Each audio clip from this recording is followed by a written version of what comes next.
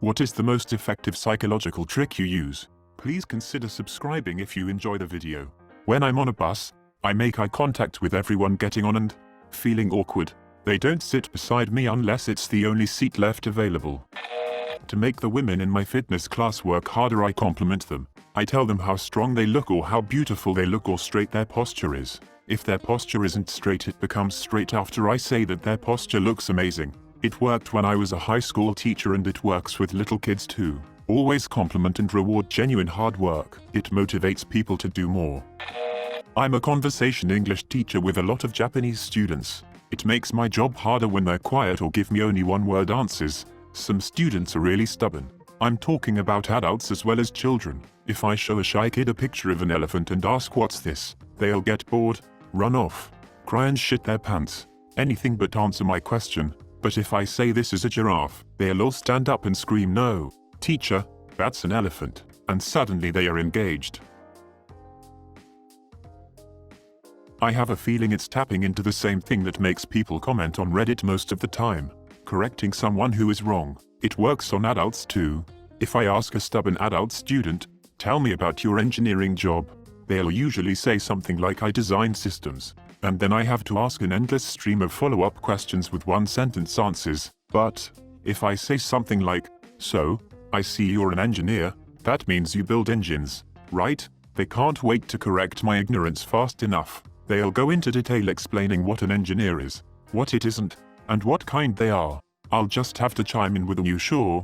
every few minutes and then they're talking up a storm for the rest of the class. The only downside is that sometimes I get annoying arrogant ding-dongs that get condescending, but that's the price you pay for psychological manipulation. My freshman year of college, my roommate was big into the party scene on campus and would frequently come back to the dorm around 2-4 a.m. and just drunk talk at me for an hour or so. Eventually I got fed up and decided to use classical conditioning to fix my problem. I started to play the same song each night before we went to sleep. And eventually, he started to fall asleep to the song at night. So, whenever he came back drunk, I would simply play the song and he'd just pass out without any excessive talking. If you want someone to add more details or info to their story, stay quiet when they believe they've finished speaking. The silence is uncomfortable and they will naturally add more to what they were saying.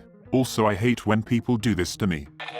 With younger kids who have trouble going to bed, or getting off their tablets or whatever time they enjoy when they need to do something else, ask them if they want to have amount of time you prefer, more minutes, or 5 less minutes than the minutes they prefer. They will often be more understanding when it's time to move on because they were given some freedom of choice. Example, it's time to start bedtime routine and your kid is playing Minecraft. They don't want to get off and usually start crying about it. You say, "Hey, it's almost time to get ready for bed. Do you want 15 more minutes or 10 more minutes?" They will usually choose 15 and normally won't fight about it because, hey, they could have had 10 minutes instead. If you want anyone to like you, try to mirror their body language subtly. They will for some reason want it to be around you more.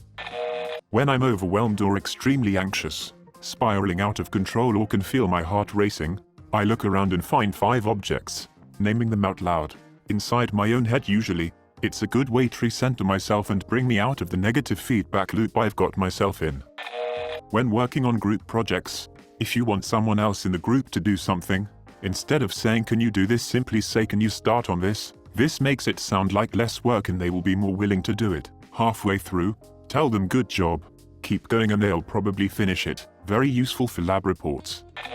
I told our children their hands turn red when they lie. 2 oldest show me their hands. Yao just looks at hers. Busted. One way to make friends is ask them for a favor. The Benjamin Franklin effect. Not giving a frick. It is harder than it sounds. Most people have insecurities or are nervous and anxious about stuff. If you master the art of not giving a frick, you will find peace, quiet and happiness. Make sure to find the sweet spot though. There are things in life that need a frick every now and then. I have started to view the things I do for myself as me loving myself. I've done it to some extent for a while but broadened it a ton. And not just like fun stuff, like I love myself enough I stopped for gas on the way home so that I won't have to tomorrow. I regularly refer to past me and future me. Past me loves me. The better my self-esteem and self-image get. And generally they're things I'm doing anyways. I have to stop for gas regardless. But I could have waited until tomorrow when I need gas ASAP, or could stop tonight when I still had a little gas and was tired. I chose to stop because I know waiting too long with gas is inconvenient and stresses me out, and that future me really will appreciate the full tank tomorrow. When my girlfriend annoys me, I look at her through a fork and pretend she's in jail. It makes me feel better. If someone is about to explain something controversial, I maintain eye contact and say nothing at all. People tend to get nervous and talk all sorts of things waiting for you to finally say something. Not giving away your stance and just shutting up is quite unnerving apparently. I stare at a guy's lips, then go back up to his eyes a few times if I want him to kiss me. It works. When engaging in any chat battle in LOL, respond with, after any trash play. It tilts them off the face of the earth 8/10 times. I give my students 2 options on tests, A and B. I want them to choose A and make them use their brains, but it is not a cakewalk. If I only give them one option, they are unhappy and hate me as a professor. So, I make option B so bad, they think A is a cakewalk. I get great reviews at the end of the semester for letting them choose the easier one. Smiley face has worked for 11 years. Reverse psychology with my dog though. When she is throwing a tantrum in public, I just go, scream louder, kick harder. Come on, let's make everybody hear your big tantrum. She will just say no mammy, I don't want to, and just calm down and move on. Remember people's names and a little bit about them. Recognize them when you see them again. Next thing you know, lots of people like you know your name and recognize you in return. Simple trick. Many of us want to be recognized as existing in life by someone else and are likely to return the favor. Showing genuine interest in someone is a good way to get people to trust you and give you the time of day.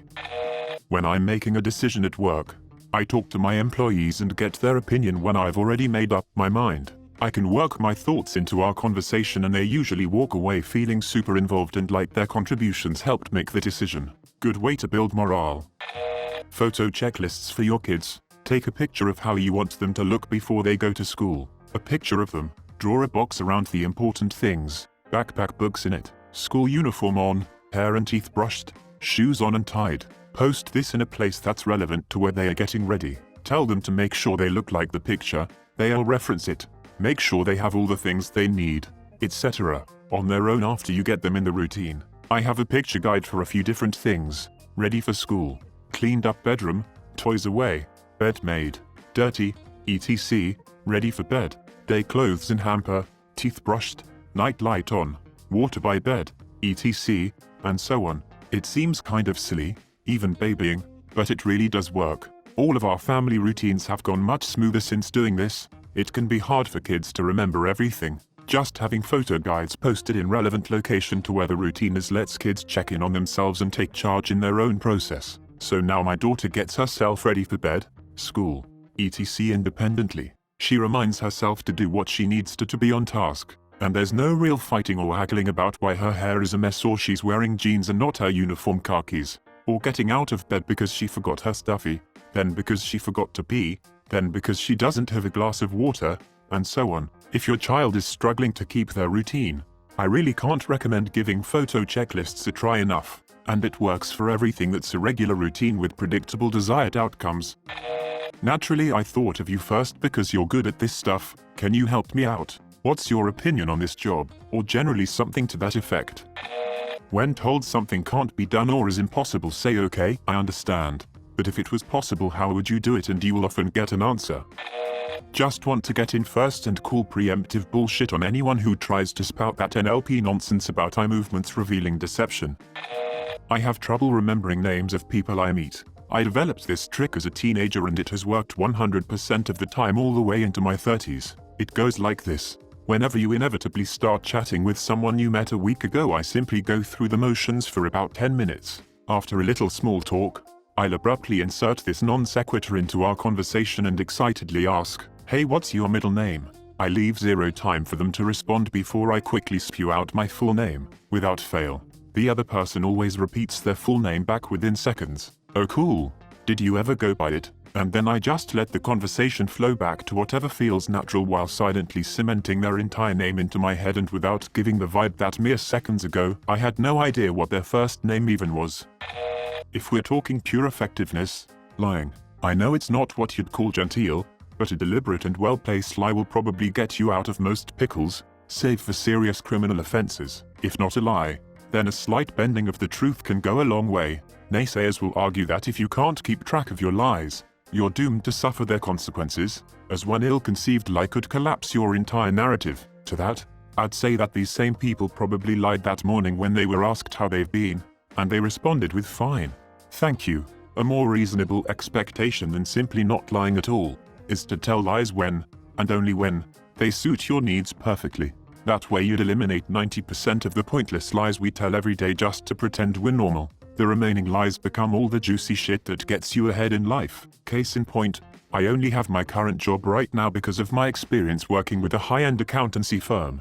Truth be told, the whole firm was made up by me, complete with a fancy website and a phone number that leads to a voicemail service. All employees are imaginary and my CEO referee is just me with a southern accent. The whole shebang cost me $85 in hosting fees and a 1 Red Bull fueled night. Now I have a cushy office job using skills I learned from YouTube. Please subscribe if you like the video. It really helps the channel to grow. Adios.